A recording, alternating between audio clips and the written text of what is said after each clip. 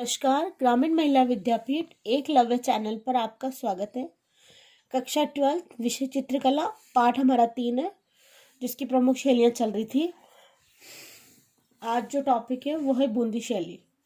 अच्छा लगे तो लाइक कीजिए। बूंदी शैली प्राकृतिक सौंदर्य और सुषमा को अविशिष्ट हाड़ा राजपूतों के राज्य बूंदी में पोषित चित्र शैली बूंदी शैली का नाम प्रसिद्ध है। कौन सी राजपूत है वहां पे? हाड़ा राजपूत। प्रश्न आ जाता है कई बार कि कौन सी जाति में विराजमान है, तो हाड़ा राजपूत के। वहां की सघन वन संपदा, प्राकृतिक वैभव, पहाड़, रामेश्वर आदि सभी बूंदी के कलात्मक जीवन को प्रभावित करते आए हैं। 14वीं सदी के मध्य में राव देवा ने द्वारा 1398 ईस्वी में स्थापित बूंदी का कलात्मक इतिहास 16वीं सदी में राज्य में सुसर्जन किया था। राव सुरजन ने द्वारा मेवाड़ में संबंध विच्छेद करने, अकबर को रणथंभौर का किला सौंपकर मुगल आधिपत्य स्वीकार करने बूंदी को इतिहास महत्वपूर्ण घटना रही है। इसके पश्चात मुगलों के साथ बूंदी रियासत सब संबंध में आने वाले लंबे समय तक मधुर एवं सुदृढ़ रहे हैं। बूंदी शैली का उद्भव के बारे में अगर हम चर्चा करते हैं तो निश्चित प्रमाण हमें प्राप्त नहीं होते। इसका उद्भव 18वीं सदी के मध्य मेवाड़ के संबंध विच्छेद होने के बाद माना गया था। उपरांत मंगोलिया प्रभाव वहां के क्षेत्रीय प्राकृतिक परिवेश से परिपूर्ण बूंदी शैली से द्वारा राजश्री द्वारा अपने वैभव को प्राप्त किया है। बूंदी के राव रतन सिंह 1606 से 1631 ईस्वी में उनके जो पुत्र थे राजा छत्रसाल 1631 में जन्मे, 58 तक उन्होंने शासन संभाला। पौत्र थे भाव सिंह 58 से लेकर 81 तक के द्वारा कलाकारों को राज्यश्री फलस्वरूप बूंदी की शैलियों ने अपना एक निश्चित स्वरूप ग्रहण किया। राव रतन सिंह के समय चित्रों में बहाल कला भवन इलाहाबाद संग्रहित राव दीपक चित्र, नगर निगम संग्रहालय इलाहाबाद में संग्रहित रागिनी भैरव चित्र बूंदी शैली के प्रारंभिक कला इतिहास के साक्ष्य है।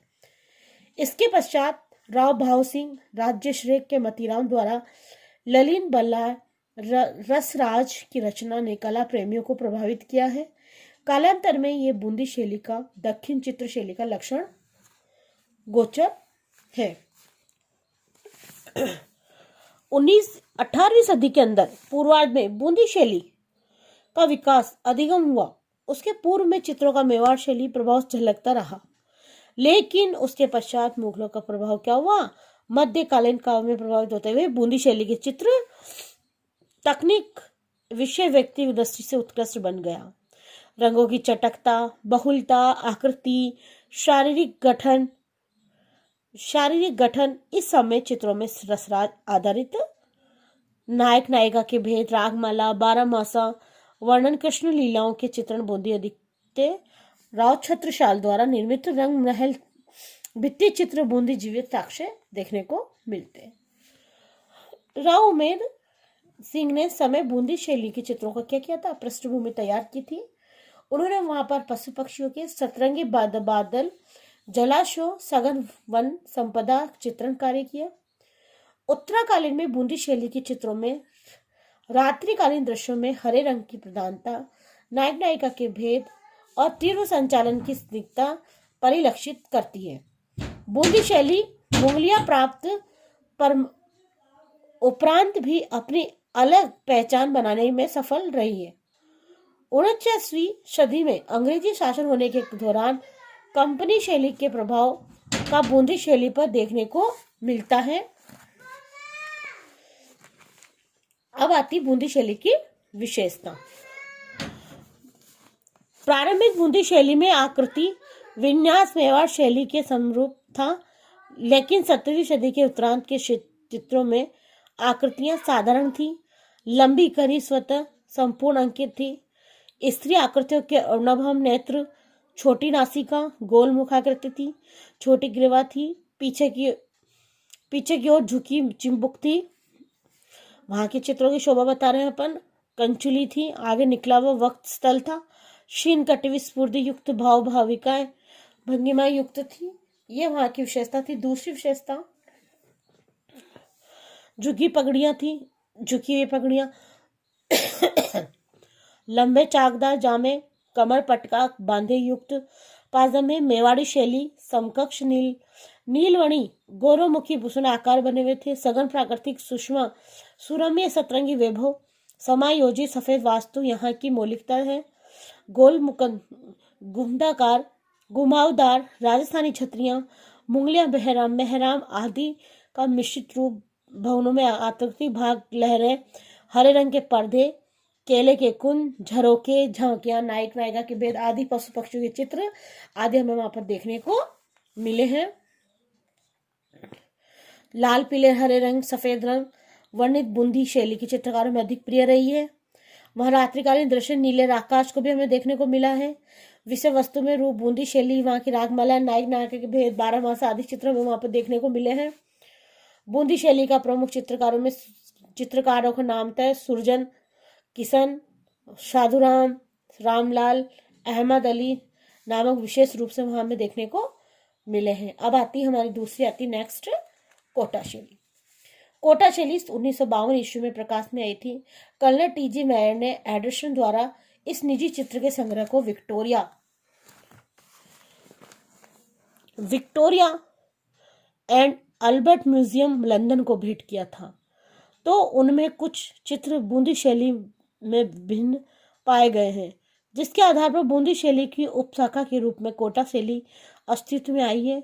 मुगल सम्राट शाहजहां द्वारा महाराजा माधो सिंह के भेंट स्वरूप हाड़ौती का एक हिस्सा जागीर के रूप में प्रदान किया गया, जो कालांतर में कोटा के नाम से 1631 ईस्वी में स्वतंत्र रियासत के रूप में स्थापित हुआ है।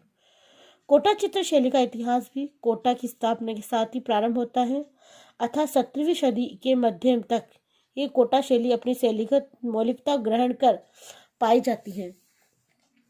कोटा में महाराजा राम सिंह 1669 से लेकर 1705 ईस्वी में उनके पुत्र महाराव भीम सिंह 1605 ईस्वी से लेकर 20 ईस्वी के मध्य में, पश्चात महाराणा उमेर सिंह 1771 से लेकर 1820 ईस्वी में कोटा शैली अपने अतिरिक्त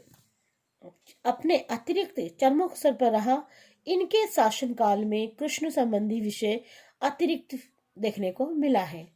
बूंदी राज्य का भांति ही कोटा का भी वल्लभ संप्रदाय का प्रमुख केंद्र रहा है। कौन सा केंद्र रहा है? वल्लभ संप्रदाय का केंद्र रहा है।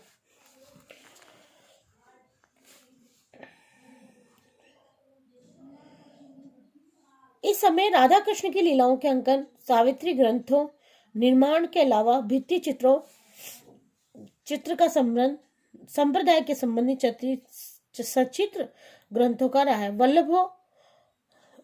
वल्लभो मोक्षट्रिका 1661 में कलात्मक सेक्शन।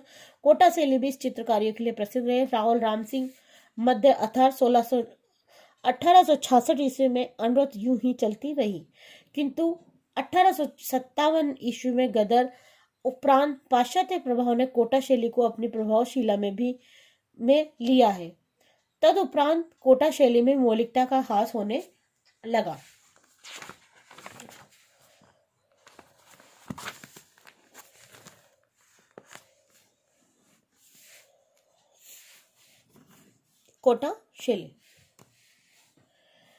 कोटा शैली में बूंदी शैली का झलक होते हुए भी कुछ ऐसी विशेषताएं हैं जो उसको मौलिकता प्रदान करती हैं, जिसमें विशेषकर शिकार का दृश्य सघन रहा है ना। यहाँ की विशेषता अत्यंत गोस्वामी के रूप में पूरज्य भांति पुष्प भारी भरकम देष्टि दीप्तिमान चेहरे दिखने को मिले हैं।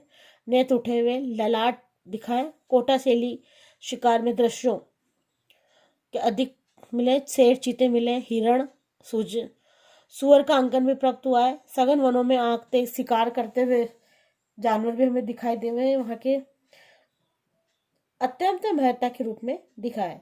रंग संगति कोटा शैली के चित्रों में हरा, लाल रंग, सुनहरी रंग दिखाई दिया है। हरे रंग के पृष्ठभूमि में गुलाबी भूरे रंग के समन्वय कोटा शैली के अंदर आता है।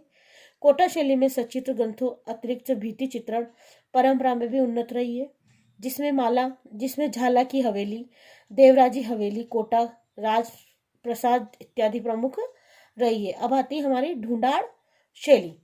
ढूंढाड़ शैली हम पढ़ते हैं, ये हम नेक्स्ट वीडियो में देखेंगे। धन्यवाद।